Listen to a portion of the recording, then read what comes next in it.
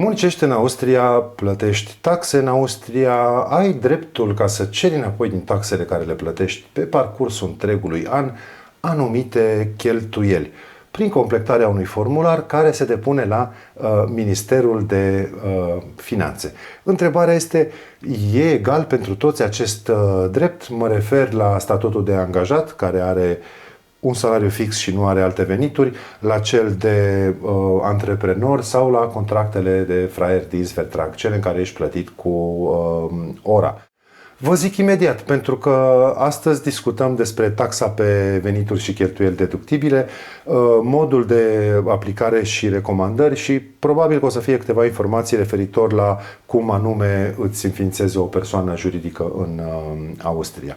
Răspunsul la întrebarea aceea de dinainte este egal pentru toți? Pot să deducă aceleași tipuri de cheltuieli? Răspunsul este da. Plecăm de la situația standard a angajatului fix, fără alte venituri, și în cazul în care ești persoană fizică autorizată sau ai firmă, e clar că vei putea deconta chiar mai mult.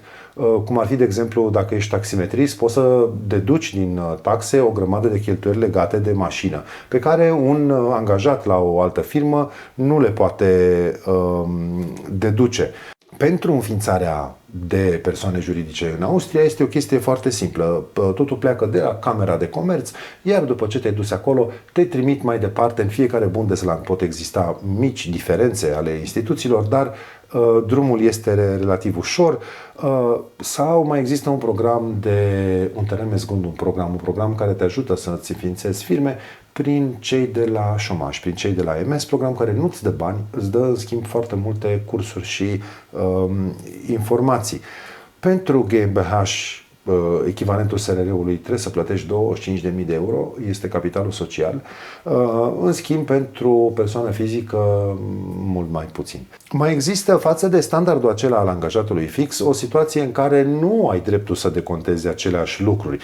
Și asta se aplică celor care lucrează cu acel Freidienstvertrag. Dacă ai pe contractul tău de muncă un salariu orar, un tarif pe oră și nu un salariu lunar, atunci ai un Freidienstvertrag și trebuie să-ți plătești singur la SVS contribuțiile sociale.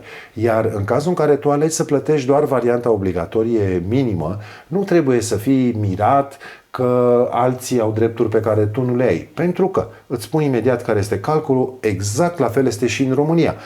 Păi, dacă tu ai fi angajat fix pentru 1300 net, angajatorul ar plăti în numele tău, din statul tău de plată către asigurări, încă 300. Dar el mai plătește și din bugetul lui încă vreo 300 sau poate chiar mai mult. Prin urmare, munca ta aia de 1300 euro bani net are în spatele ei un cost total de vreo 2000. Iar dacă tu, ca și om care lucrează cu Freidienstvertrag, plătești doar nivelul acela minim, nu te aștepta să ai aceleași drepturi cu cei care sunt angajați fix. Asta este. Ce poți deduce din cheltuieli? Păi, în primul rând, cheltuieli medicale. Vedeți plafonul de venituri. Dacă aveți 3.000 de euro pe lună venituri și aveți cheltuieli medicale de 4.000 de euro, cu siguranță le puteți deduce din declarația de taxe de la sfârșitul anului, chiar dacă acestea nu sunt deductibile prin Casa de Asigurări de Sănătate. Apoi poți să deduci o grămadă de cheltuieli cu cursuri sau cu cărți, dacă ele sunt legate de formarea ta profesională. Aici, în cazul în care ai persoană fizică autorizată, este foarte clar ce poți deduce, dar atenție, poți deduce și dacă ești angajat din acela, cu normă fixă. Dacă lucrezi în managementul unei firme, în administrarea business-ului, poți ca să faci un MBA, pe care mai mult de jumătate din costuri ți le va deconta statul austriac. Iar dacă tu îl convingi pe angajatorul tău că merită, probabil că o să-ți plătească și el cealaltă jumătate. Este bine de știut. Ce altceva mai poți deduce? Sunt foarte multe cheltuieli pentru copil, dar nu am să dau niciun exemplu pentru că acestea diferă foarte tare de la o situație la cealaltă. Sunt foarte multe schimbări. A apărut Familienbeihilfe, Familienbonus, Familienbonus Plus. În Austria, între asigurări și taxe, există mereu un fel de balanță despre care o să vorbesc imediat. Prima oară vă spun cum și când trebuie depusă această cerere? Păi, Ministerul de Finanțe actualizează programul pe 8 februarie în fiecare an. Cheltuielile dumneavoastră sunt pe un calendar din 1 ianuarie până în 31 decembrie.